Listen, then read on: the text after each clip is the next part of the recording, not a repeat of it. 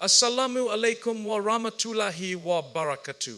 My brothers and sisters, many people misunderstand kindness. They think Islam wants you to smile at everyone, give everything away, say yes to every request, even when your heart is broken and your life is falling apart. Let me tell you, that is not what Allah asks of you.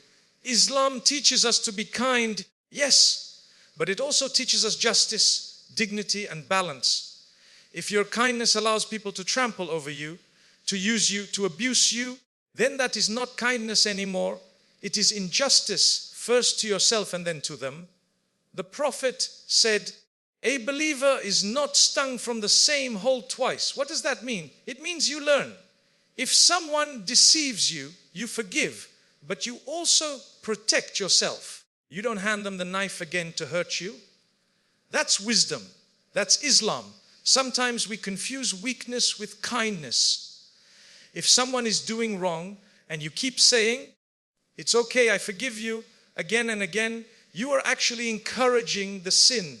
True mercy may mean drawing a line, saying, my brother, my sister, this behavior is not acceptable. That's real care, because you are helping them stop a wrong before it destroys them. And remember, your own dignity is sacred. Allah has honored you. Don't let anyone make you feel worthless by misusing your softness. Learn to say no when no is needed. A firm no can sometimes be more powerful than 1,000 yeses. My beloved brothers and sisters, be kind where kindness is due. Be generous where generosity is fruitful. But don't hand over your peace to people who thrive on your silence. Protect your heart. Protect your faith. Protect your dignity. Because Allah loves those who are kind. But Allah does not love those who enable oppression. May Allah grant us wisdom, balance, and the courage to stand firm in our kindness without losing ourselves. Ameen.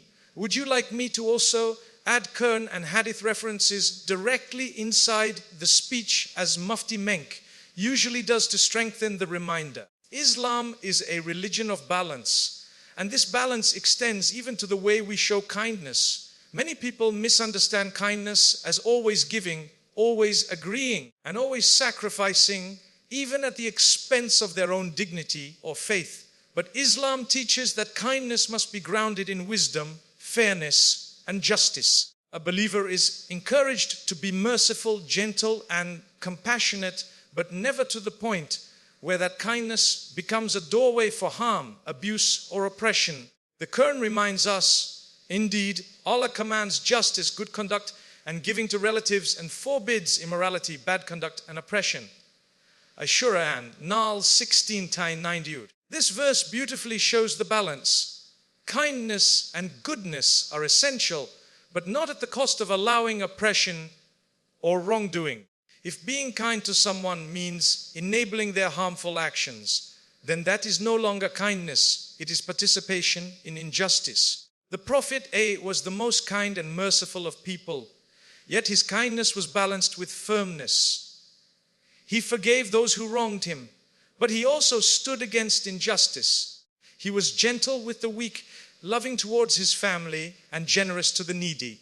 At the same time, he never allowed hypocrisy, dishonesty, or oppression to spread unchecked. This shows us that real kindness is not blind softness, but thoughtful compassion guided by principles. In practical terms, this balance means that a Muslim should be kind to parents, relatives, neighbors, the poor, and even strangers. But if someone crosses boundaries, manipulates, or tries to take advantage, Islam does not expect you to tolerate that under the banner of being kind. Saying no in such situations is not harshness, it is wisdom. For example, if a person continually borrows money with no intention of returning it, giving more is not kindness, but encouragement of deceit. Similarly, if someone hurts you repeatedly, forgiving them is noble, but allowing them endless chances without accountability is not what Islam asks. True kindness in Islam is about giving people what they need, not always what they want. Sometimes people need compassion, sometimes they need forgiveness, And sometimes they need firmness to stop them from doing wrong. That is why kindness without wisdom is incomplete. The balance of kindness lies in knowing when to extend your hand and when to withhold it, when to forgive and when to stand firm, when to give and when to say no. This is the beauty of Islam's guidance. It does not push you into extremes, but calls you to live with mercy, justice, and dignity in every interaction. One of the strongest principles in Islam is that oppression must never be enabled, supported, or tolerated, whether it is directed at oneself or at others. The Quran repeatedly condemns injustice and those who commit it, but it also warns against those who remain silent or passive in the face of oppression. Allowing oppression to continue by turning a blind eye or excusing the oppressor is in itself a form of wrongdoing. Allah says in the Quran, "And do not incline toward those who do wrong, lest you be touched by the fire." Surah Hud 11:3. This verse makes it clear that even leaning towards supporting or excusing oppressors places a person in danger of punishment. Enabling oppression can come in many subtle forms. Sometimes people think they are being kind or patient, when in reality they are allowing injustice to grow. For example, if someone repeatedly mistreats you and you continually forgive without ever addressing the wrong, you may think you are acting out of mercy. But in truth, you are allowing that person to continue in their sin, which harms not only you but also them, as they become accustomed to wrongdoing without accountability. Islam does not ask a believer to become a doormat for others. Protecting oneself and setting limits is part of one's duty, because self-respect is a trust from Allah. The Prophet taught that one must stop oppression with action if possible, and if not, then with words, and if even that is not possible, then at least with hatred for the act in the heart. This layered teaching shows that doing nothing is not an option. The least a believer can do is to refuse acceptance of wrongdoing in their heart, while striving for a higher level of resistance whenever possible. This is why silence in the face of injustice is often considered complicity, and Islam emphasizes speaking the truth, even if it is against oneself or one's loved ones. Another way people unintentionally enable oppression is by misusing forgiveness. Forgiveness is a beautiful act of mercy and highly encouraged, but it is not meant to become a shield for the oppressor to continue their harm. If a thief is always forgiven and never held accountable, theft will spread. If a liar is always excused, dishonesty becomes normalized. Forgiveness should bring reform, not give space for sin to grow. That is why the Quran praises forgiveness that is coupled with wisdom, where the wrongdoer is corrected and justice is restored. On a larger scale, enabling oppression in society can mean staying silent when leaders, institutions, or powerful groups exploit the weak. Islam teaches that standing up for justice is part of faith. O you who have believed, be persistently standing firm in justice, witnesses for Allah, even if it be against yourselves or parents and relatives. Surah An-Nisa 41:35. This verse highlights that justice is not negotiable, even when it challenges our personal comfort. If injustice is tolerated at any level, it only grows stronger and spreads wider. Therefore, not enabling oppression is both a personal responsibility and a communal obligation. It requires courage to say no when someone is harming you, wisdom to protect others from being harmed, and strength to stand against wrong, even when it is unpopular. Remaining neutral or silent in the face of oppression is not a sign of patience or kindness. It is a failure to uphold one of the core values of Islam, justice. Justice and self-respect are two principles in Islam that go hand in hand. Justice ensures fairness in dealing with others, while self-respect ensures fairness in dealing with oneself. When a believer neglects justice, they harm society, and when they neglect self-respect, they harm their own dignity and faith. Islam does not separate the two, because one cannot uphold justice for others if one does not value and respect oneself. The Quran repeatedly emphasizes justice as a command from Allah. Indeed, Allah commands you to render trust to whom they are due, and when you judge between people, to judge with justice. Surah An-Nisa 4:58. This principle applies to family, community, and even one's relationship with oneself. Prioritizing justice means that a believer cannot allow favoritism, bias, or personal feelings to influence what is right. It means standing for the truth even if it is against family, friends, or one's own interests. In another verse, Allah commands, "O you who believe, stand firmly for justice, witnesses for Allah, even if it be against yourselves, your parents, or your relatives." Surah An-Nisa 41:35. This is one of the most powerful verses about justice because it shows that Islam places truth above blood ties, emotions, and social pressure. Without justice, relationships break, societies collapse, and trust disappears. At the same time, justice is not only about others, it begins with oneself. A believer must treat themselves with dignity and fairness. Many times people think they are being righteous when they allow themselves to be mistreated or constantly give in to the demands of others. But in reality, they are harming their own self-respect. Islam teaches that self-respect is part of faith because Allah has honored the human being. The Quran says, "And we have certainly honored the children of Adam," Surah Al-Isra 17:7 wide.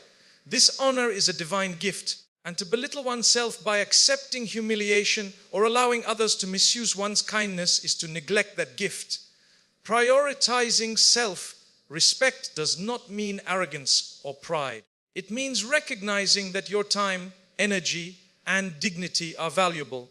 For example, when someone continuously takes advantage of your generosity, justice requires that you stop enabling them, and self-respect requires that you set boundaries. Saying no is sometimes an act of justice because it prevents both you and the other person from falling into harm. If you let others exploit you under the excuse of kindness, because you are being unjust to yourself and unjust to them, because you are giving them room to commit sin without correction. In family life, justice and self-respect must be balanced carefully. Parents are to be treated with respect and kindness, but that does not mean accepting abuse. Children must be cared for with compassion, but not spoiled to the point of injustice to others. Spouses must be honored, but neither should allow themselves to be oppressed. The Prophet said, "The best of you are those who are best to their families." Tirmidhi. This hadith shows that justice begins at home and it requires mutual respect. A healthy relationship is one where both kindness and self-respect are maintained and neither side is forced into humiliation. On a broader level, prioritizing justice and self-respect also applies to society. When people lose self-respect, they begin to accept corruption, dishonesty, and oppression as normal. They stop demanding justice because they feel unworthy of it. This is why Islam teaches believers to stand with dignity, to speak the truth, and to never sell their principles for worldly gain. The Prophet described the most courageous act as speaking the truth in front of a tyrant ruler. That courage comes from self-respect, because a person who values themselves will never compromise their principles for fear of losing approval or comfort. Justice without self-respect can become harshness, and self-respect without justice can become selfishness. The balance of the two is what Islam calls believers to achieve.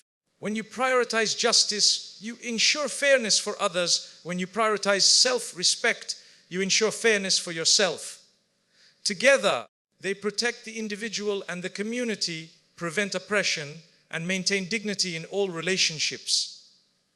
This balance is what allows a believer to walk on the straight path, neither lowering themselves in humiliation nor raising themselves in arrogance, but living with honor, fairness, and strength in every interaction. Kindness is one of the most beautiful qualities that Islam emphasizes, but it is not something to be given out blindly without thought or wisdom. Islam teaches believers to be merciful, gentle, and compassionate, yet it also instructs them to recognize where kindness should be directed and where firmness is required. If kindness is shown in the wrong place, it can become a source of harm rather than benefit. The Quran and Sunnah highlight again and again that mercy is valuable when applied correctly, but when misapplied, it can enable wrongdoing, strengthen oppression, or destroy one's dignity. Choosing where kindness belongs is therefore an act of wisdom and a responsibility of faith. The Quran describes the Prophet Muhammad as, or mercy to the worlds, Surah Al-Anbiya 21 and 77, showing that kindness was a defining feature of his character. Yet, when we study his life, we see that he was not kind in a way that allowed people to misuse or disrespect him.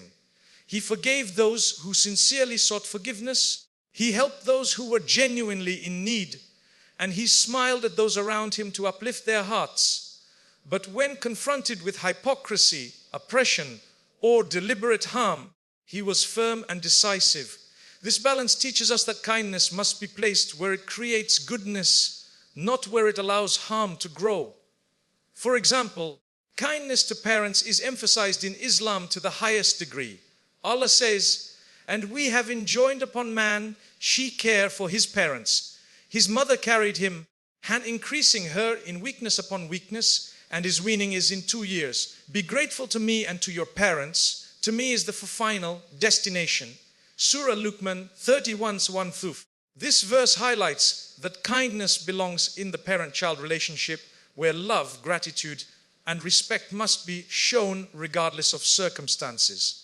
Similarly, kindness towards the poor, the orphan, and the traveler is repeatedly stressed in the Quran because these are people who genuinely need compassion and support. Directing kindness towards them uplifts society and protects the vulnerable.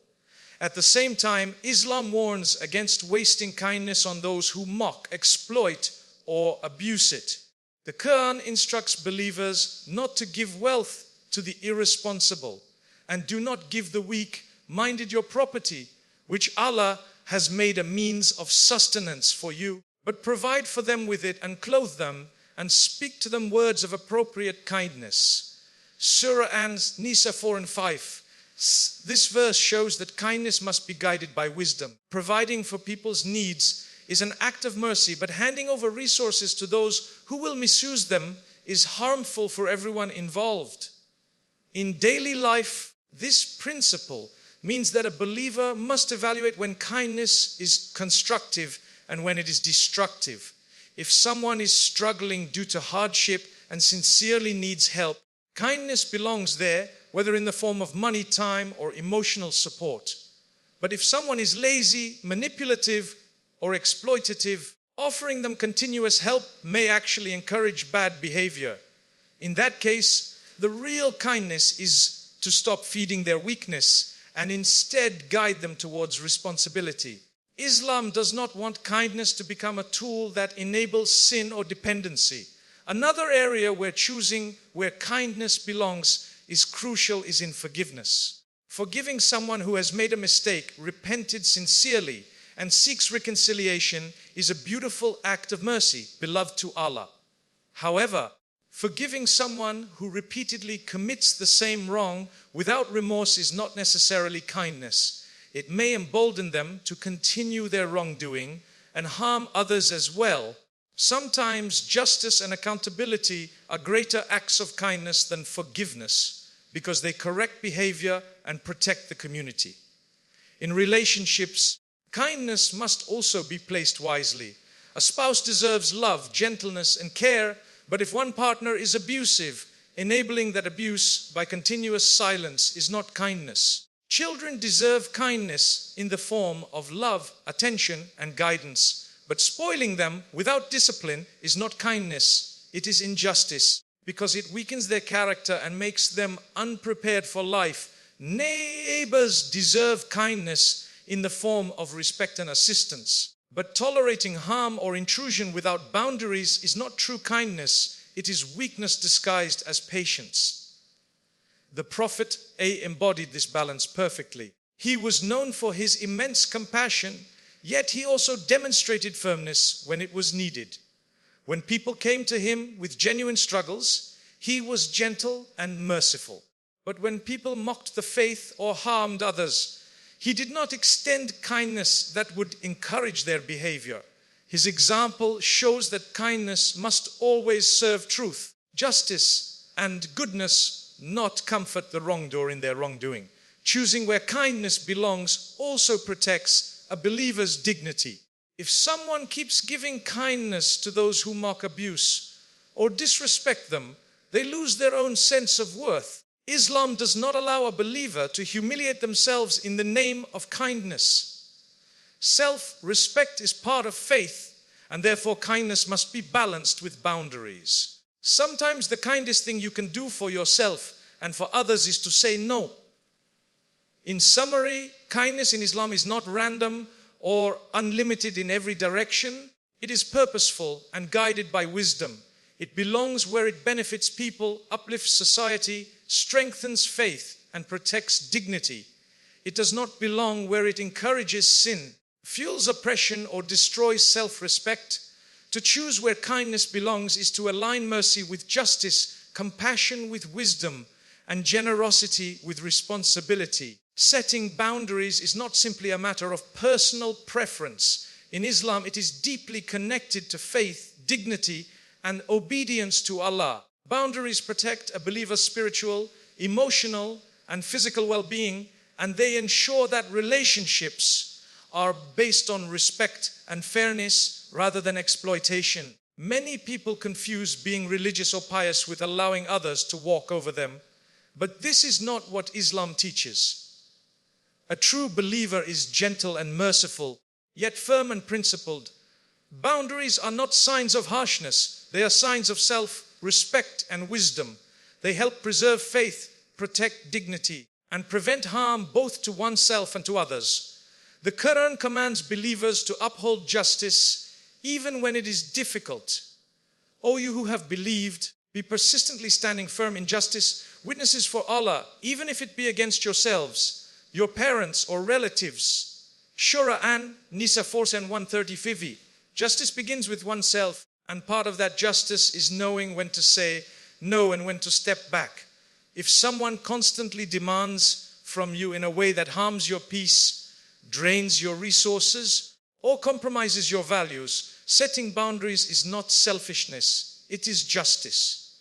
It ensures that you are not enabling wrongdoing, and it teaches others that Islam does not allow exploitation in the name of kindness or patience. Boundaries are also a reflection of the honor Allah has given to every human being. Allah says, "And we have certainly honored the children of Adam." Shura Al, Isra 17:7 you read. This honor includes the right to live with dignity and self-respect. If a believer allows others to mistreat, insult, or manipulate them without ever establishing limits, they are disregarding the honor Allah has placed upon them. By setting boundaries, a Muslim protects this divine gift and ensures that others recognize and respect it as well. In personal relationships, boundaries are essential for maintaining balance. Between spouses, Islam emphasizes kindness, love, and mercy, but also fairness and respect. A husband cannot demand endless sacrifices from his wife while neglecting her rights, and a wife cannot continuously take advantage of her husband's patience. Both must know their limits and fulfill their obligations without burdening each other unjustly. The Prophet said, "The best of you are those who are best to their wives." Tirmidhi. This hadith shows that goodness in marriage is tied to respect, and respect is maintained by acknowledging boundaries. Between parents and children, Islam commands love and respect, but also balance. Children are told to honor their parents, yet they are not commanded to obey them in disobedience to Allah. This is a boundary set by faith itself. But if they strive to make you associate with me, that of